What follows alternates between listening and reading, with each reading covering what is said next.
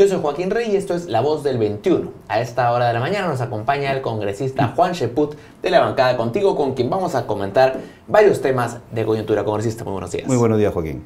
Gracias por estar con nosotros. Quisiera empezar por el tema de Pedro Pablo Kuczynski, esta solicitud para que se revierta su arresto domiciliario y proceda a una prisión preventiva.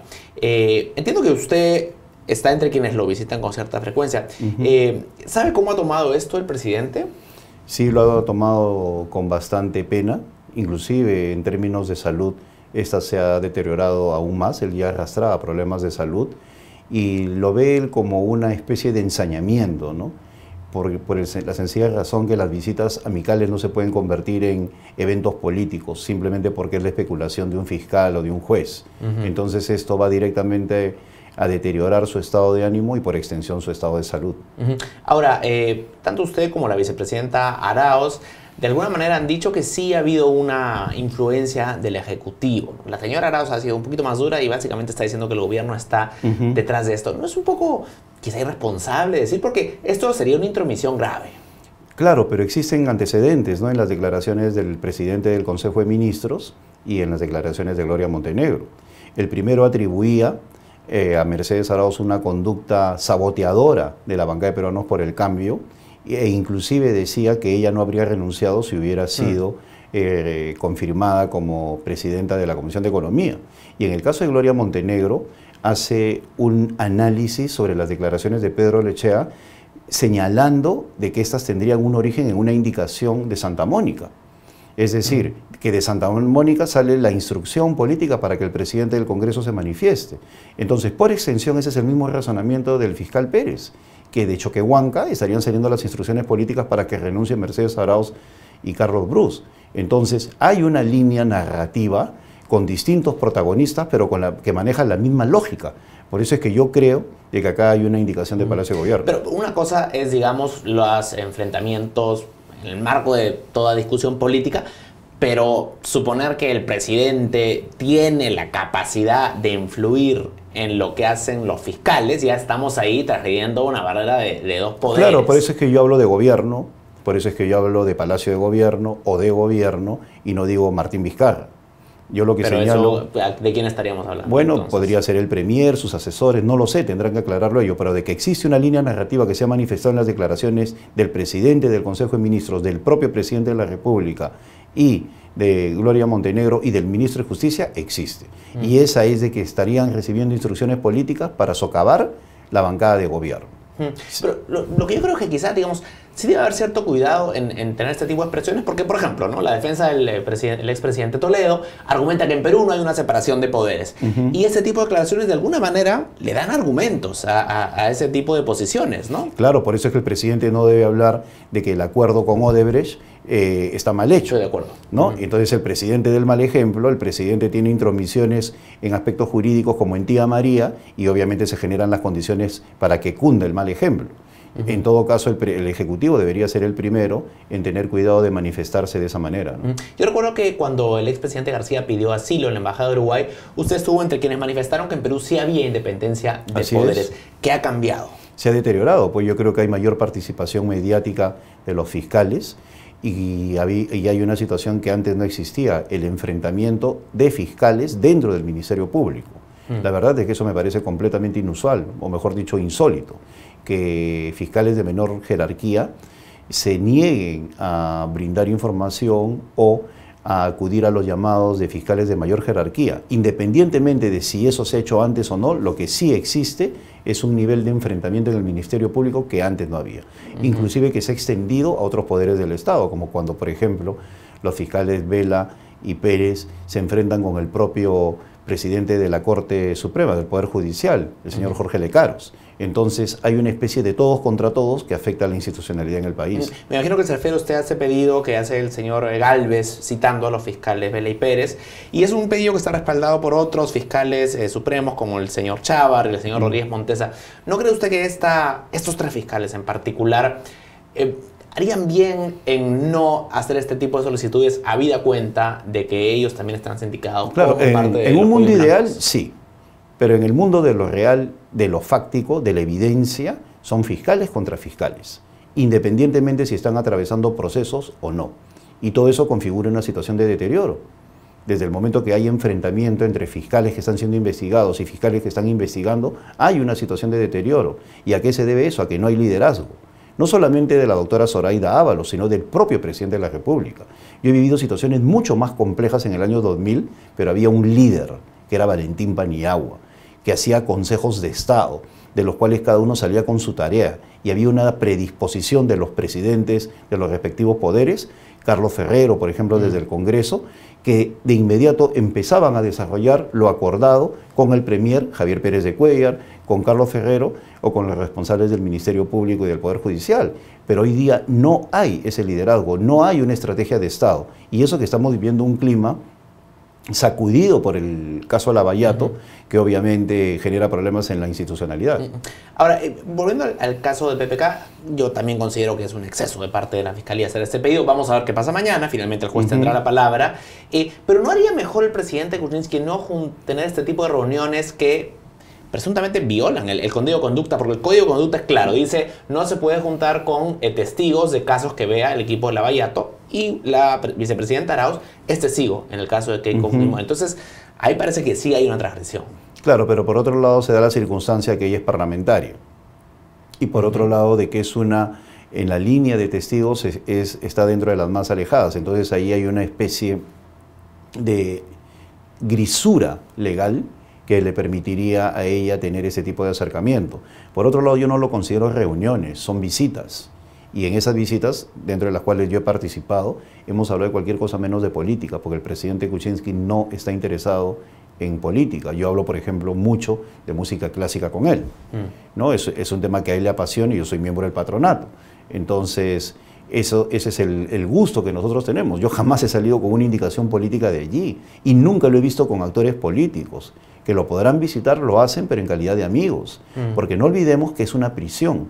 Él no puede salir de compras, hay que llevarle las cosas. Él no tiene acceso libre a un médico, hay que solicitarlo con anticipación. Él está padeciendo una serie de enfermedades propias de su edad. Entonces, la visita no es una reunión política, es un recurso humanitario, que es algo que se tiene que tomar en cuenta, ¿no? ¿Y usted cree que el presidente Kuczynski suscribiría lo que manifiesta la vicepresidenta Arauz de que el gobierno está detrás de esto? No, yo no podría ponerme en la mente del presidente Kuczynski. Además, él siempre ha sido muy noble, ¿no? Y él se mantiene... Pues yo no me imagino a Kuczynski diciendo eso, la verdad. No, yo tampoco, porque lo conozco y sé que es muy noble y se mantiene al margen, pero en todo caso las declaraciones de Mercedes Arauz tienen correlato con la forma como están tratando a su personal, cómo la están aislando en Palacio. O sea, ella tiene elementos de juicio y también conozco a Mercedes Arauz y sé perfectamente que si ella ha llegado a ese extremo es porque está harta. Porque es una persona que sabe manejarse muy bien emocionalmente y si tiene que recurrir a expresarse ya a través de los medios es porque ya la situación llegó a un límite. Ella no es persona que a la primera estalla o que se manda a hacer declaraciones sinuosas o que no tengan sustento. Si ella ha declarado eso es porque debe tener algún indicio. Es una persona muy seria. Quisiera pasar al tema de el Congreso y el pedido de adelanto de elecciones.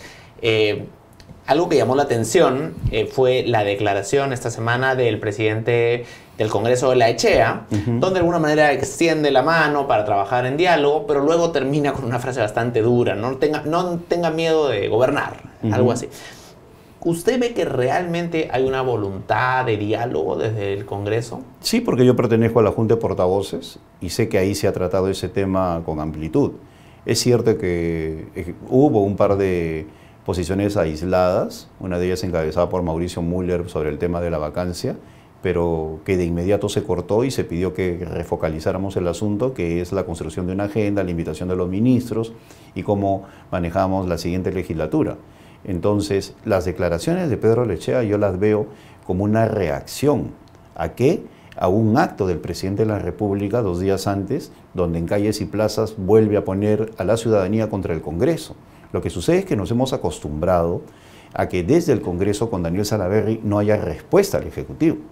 Mira, yo he trabajado con presidentes del Congreso, como Carlos Ferrero, por ejemplo, que salía públicamente a corregirle la plana a Valentín Paniagua y luego a Alejandro Toledo. Señor presidente, no se equivoque con el Congreso, ¿no? Y con absoluta cordialidad. Entonces, lamentablemente, hemos visto en los últimos días a un presidente muy agresivo que está olvidando un principio fundamental de la política. A toda acción corresponde una reacción, y en ese sentido somos bien físicos, ¿no? Entonces, si hay una reacción desde el Parlamento, es obviamente porque primero ha habido una actitud del presidente absolutamente agresiva contra el Congreso.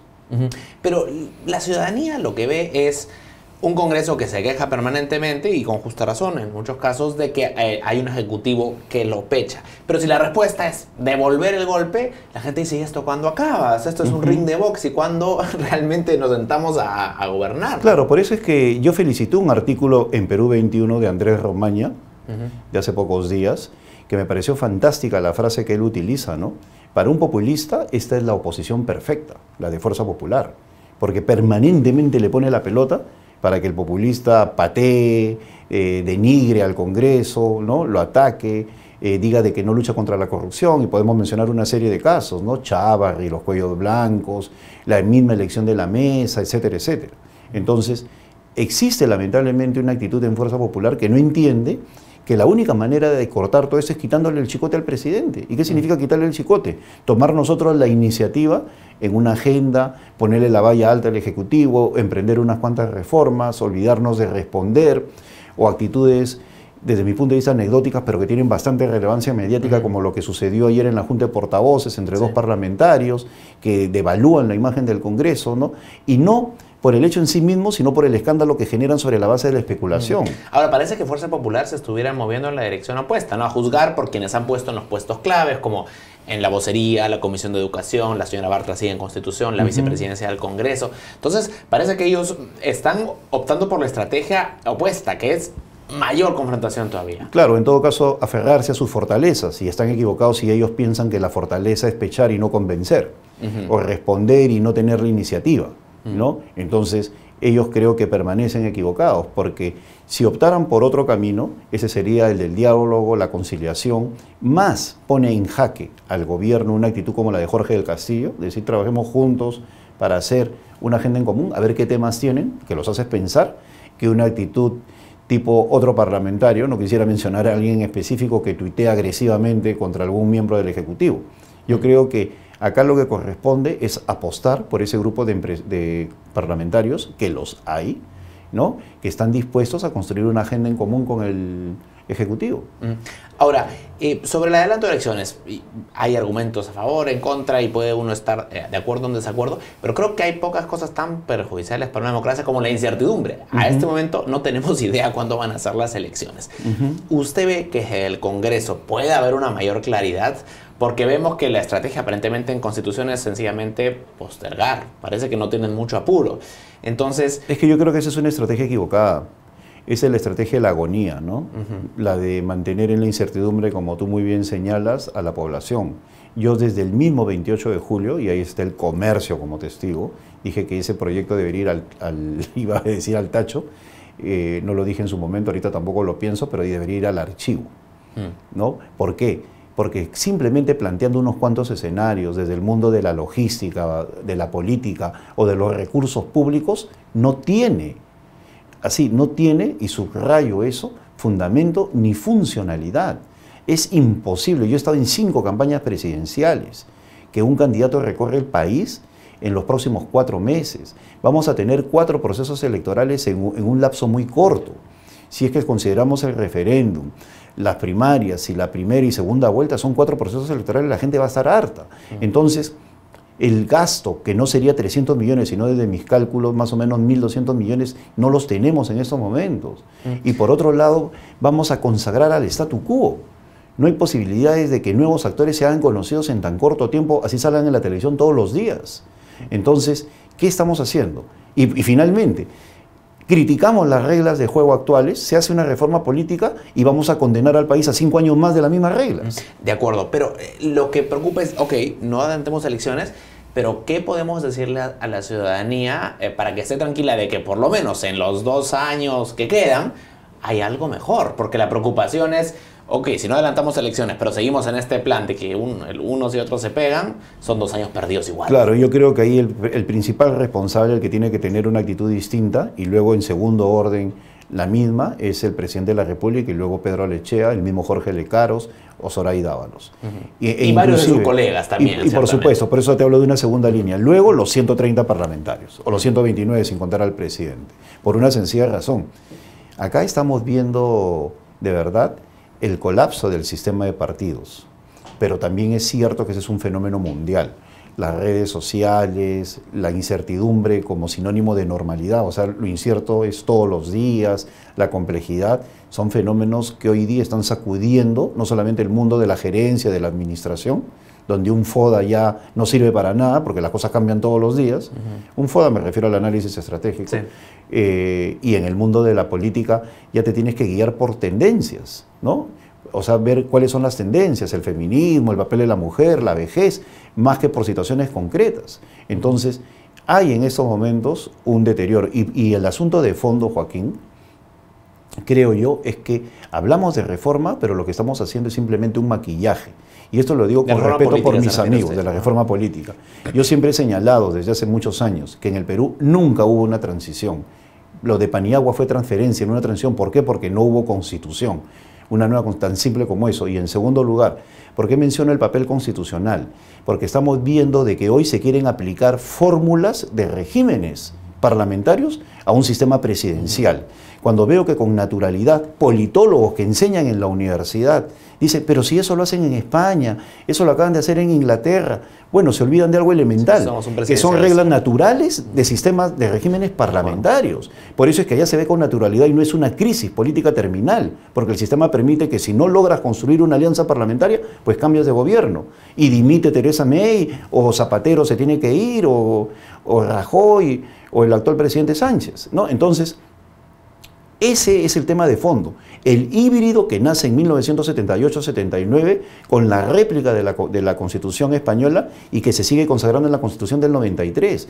Todo el mundo que verdaderamente estudia la Constitución, lamentablemente algunos de ellos ya fallecidos, como Enrique Chirino Soto o Enrique Bernales, hablan que nuestro gran problema es una Constitución híbrida, ¿no? Que no te permite tener ese tipo de reglas de juego. Entonces, si vamos a discutir de reforma política, pues hagámoslo en serio, ¿no? Finalmente, congresista, sea que se realice en el año 2020 o 2021 la elección, uno de los partidos que tiene inscripción es el partido Contigo, que usted es dirigente de ese partido.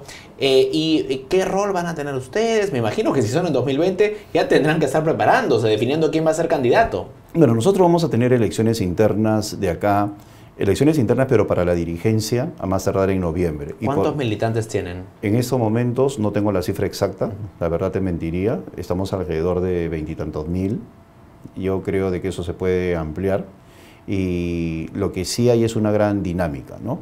En términos de cifras, la verdad es que no las manejo, más me preocupo de lo político, eso está a cargo de Jorge Villacorta, y sí se está recorriendo el país en estos momentos. Ahora, lo que yo veo como lamentable, y eso es lo que tenemos que cambiar, es que la gente se preocupa de quién tiene membresía y no cuál es la ideología, ¿no? O sea, la primera pregunta que te hacen cuando eres un político es, ¿tu partido tiene membresía? O sea, para poder postular, pero no qué piensas. Entonces tenemos que cambiar ese chip. Lo que pasa es que la verdad que además la ideología ha variado tanto en muchos partidos a través del tiempo, claro, que uno dice... pero lo que te quiero decir es que hoy día tener membresía para poder postular es más importante de cómo piensas. Que no debiera ser. Claro, ¿cierto? Entonces tú ves esas cosas raras como Verónica Mendoza con Vladimir Cerrón, etcétera, etcétera. ¿Y cuál sería la ideología de Contigo, si pudiera definirla en breve? No, sí la defino. O sea, es una social liberal, cree en la economía de mercado. Nosotros tenemos clarísimo de que alrededor de la economía de mercado tenemos que desarrollar un espacio económico-social que respete la propiedad privada, pero también los derechos de las personas. En ese sentido se inscribe dentro del socioliberalismo, ¿no? De acuerdo, congresista, le agradezco mucho por estar con nosotros. Gracias, Joaquín. Gracias, al congresista Juan Cheput de la bancada Contigo en Perú 21 Televisión. Con permiso.